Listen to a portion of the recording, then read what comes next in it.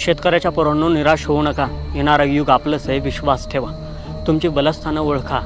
दूध, अंडी, मांस, मटण, अन्नधान्य याच्याशिवाय जगाला पर्यायच असू शकत नाही. म्हणजे थोडक्यात आपल्याशिवाय या जगाला पर्यायच असू शकत नाही. कुणी कितीही जागीरदार असला तरी नोटा दळून खाऊ शकत नाही किंवा डाटा मळून त्याची भाकरी बनवू शकत नाही.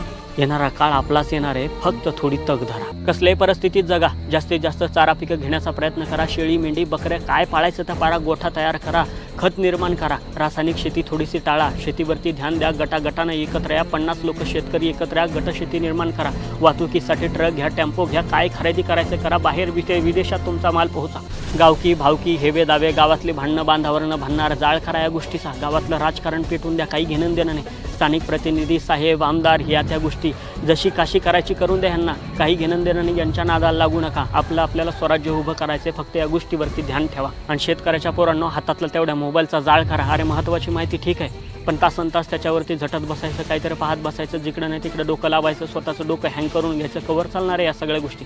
महत्त्वाच्या माहितीपुरता मोबाईल ठीक आहे, परंतु त्या मोबाईलच्या जगातनं थोडंसं बाहेर निघा. शेती व्यवसाय प्रचंड मोठा आहे. जगाला आपल्याशिवाय पर्याय नाही. जेवढं कष्ट करता येईल, राबता येईल, उच्च विचार ठेवता येईल तेवढे ठेवा. अरे एक मर्सिडीजवाला सुद्धा तुमच्या भाजी आणि भाकरीशिवाय जगू शकत नाही.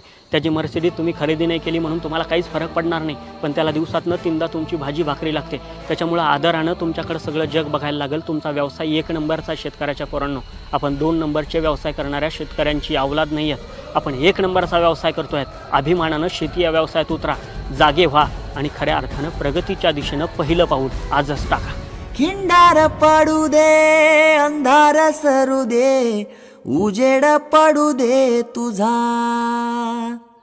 नशिबचा बर काढीत मागर, फिरल मागन तुझ्या. होईल दिवस तुझा उद्याचा, होईल दिवस तुझा.